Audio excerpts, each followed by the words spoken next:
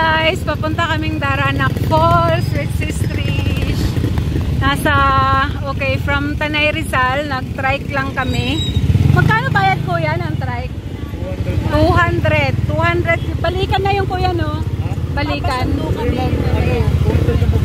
Papunta sa loob mo, eh. Oo. Puro pababa po, 200 papunta doon. Oo. Tapos, may pasundot. May sasakyan ba ron pabalik? Ay, pwede mo May tricycle doon, pabalik. Meron po, ano, 300 lang ang natin sa...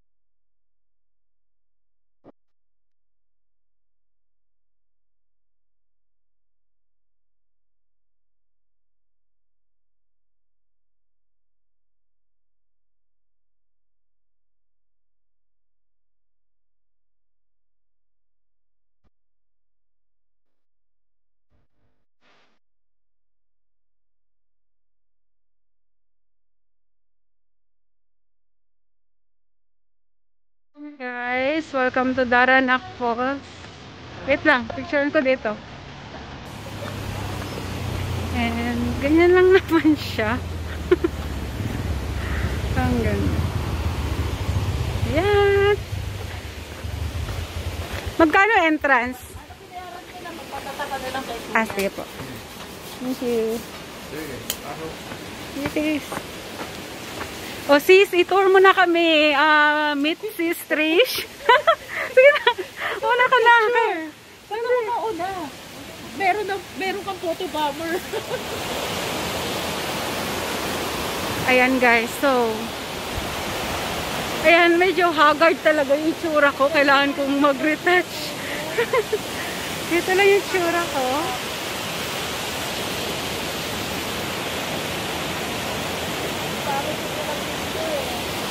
Ha?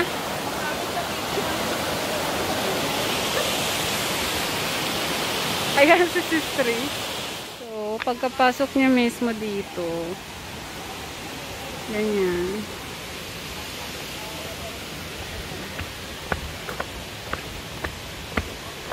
And may mga bilihan din naman ng water pag kailangan yun ng food. With calamansi and honey. Ito na siya guys. Yung entrance fee lang naman is 50 pesos. Then, ginawa namin, bumili lang kami ng mga kakainin namin ni Sis Trish. At water bottle, ayan. Tapos, actually, nakapunta na ako dito before, I think around 2018. Pero na-miss din ako uli kasi parang bagong experience, ganyan. Maraming tao. Medyo, hindi naman ganun kadami. Sakto lang. Ayan na siya. Ayan. Ang ganda, diba? Ang lamig-lamig ng tubig sa silpo. Welcome, Sis Trish! Ano masasabi mo sa Daranac Falls? Ang ganda nga guys, seryoso.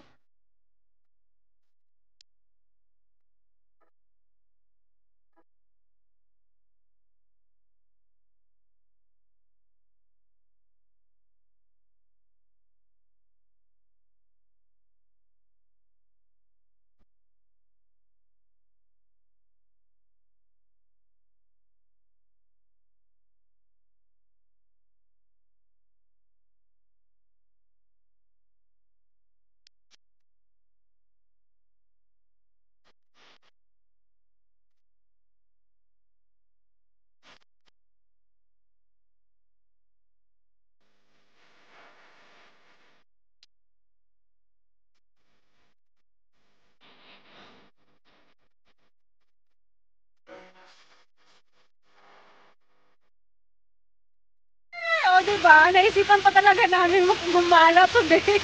And look kung saan kami napadpad. This is Trish. Ang ganda. Oh my God. Darana Falls. True. Imagine lang oras kami nagbiyahe. At mga itsura namin, oh. Guys, lusaw na ang smoky eyes ko. Kakabiyahe today. Pero sulit na sulit talaga siya, guys. Kung naghahanap, diba, ng magandang picnic place. Near Metro Manila. True, super, cheap lang nung Dito, to spend 1,000 pesos. Exactly! Tapos ganyan na, ganyang tubig na yung makikita mo. Yan. Wala lang kaming bitbit na mapanligo, pero babalik kami at talagang maliligo na kami next time. Ngayon, parang recharge muna, di ba? Break from work and nature thing.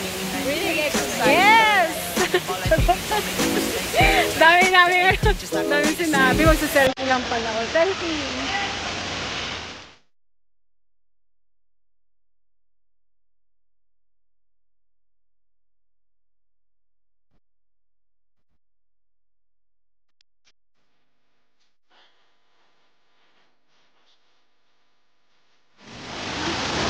Sobrang Dapat na ako gagalaw sa bato na to. Dahil may curve na ako dito. welcome to my vlog. Welcome to Whenever. Thank you for watching, guys. Huwag nang malikot. 30 meters yan. Malalim. Grabe ha. 30 meters. Malalim daw yan. Oh my God. Kung hindi ka naman marunong lumangoy, behave ka lang talaga. Mind your steps. Learn. Madulas. Kaya nila ako gumagalaw dito.